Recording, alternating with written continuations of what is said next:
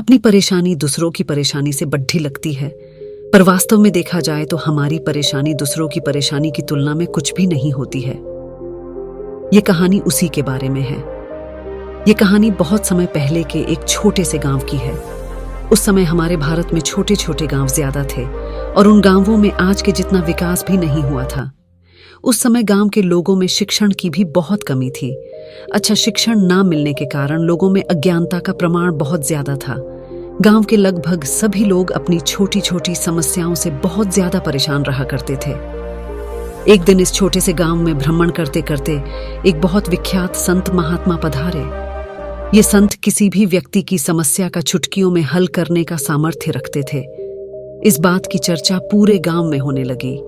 गांव के सभी लोगों को कुछ न कुछ समस्या थी और इसलिए ही अपनी समस्या का निवारण लाने के लिए एक एक करके सारे गांव वाले संत के पास आकर इकट्ठा हो गए। सभी अपनी अपनी समस्या का समाधान लाने के लिए जल्दबाजी कर रहे थे। हर कोई सबसे पहले अपनी परेशानी का समाधान करवाना चाहता था। इस वजह से सब लोग इकट्ठा होकर एक साथ बोलने लगे। गांव के लोगों का इतना शोर देखकर संत को गुस्सा आने लगा और संत ने ऊंची आवाज में सबको चुप रहने के लिए कहा।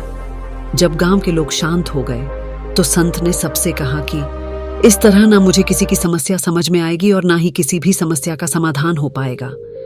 मैं जैसा बोलता हूं वैसा करो तो मैं सबकी समस्या का समाधान कर दूंगा। संत की बात सुनकर सारे गांव वाले खुश हो गए। संत ने कहा कि सब अपनी अपनी समस्याएं कागज में लिख कर लेकर आओ और इस टोकरी में रख दो। संत ने जैसे कहा था ठीक बिल्कुल वैसे ही सभी ने अपनी अपनी समस्याएं पर्चियों में लिख दी और उन्हें टोकरी में डाल दिया।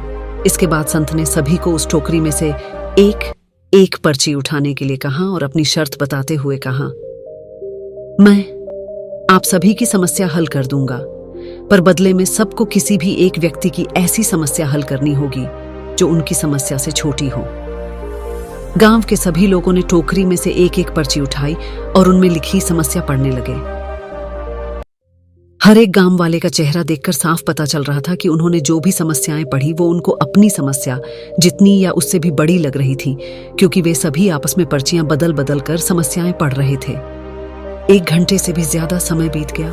तब सभी ने संत को अपनी अपनी पर्चियां दिखाते हुए कहा कि महात्मा हम समझ गए हैं कि हमारी समस्याएं केवल हम ही हल कर सकते हैं, इसलिए हम अपनी खुद की लिखी पर्ची हाथ में पकड़े हुए हैं और अब हम स्वयं ही इनका निवारण करेंगे।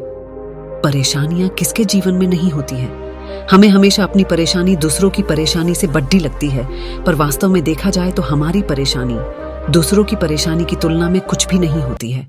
रोने से कुछ नहीं होता है। हमें रोने के बदले समस्याओं का डट कर सामना करना चाहिए। हम सबको ये सोचना चाहिए कि हम मनुष्य हैं और मनुष्य के जीवन में परेशानियां आती ही रहती, तो इस बात से हमें घबराना नहीं चाहिए। अगर आपको मेरा ये आज का वीडियो पसंद आया तो मेरे चैनल को सब्सक्राइब कीजिए, वीडियो को लाइक कीजिए और अपने दोस्तों के साथ शेयर कीजिए।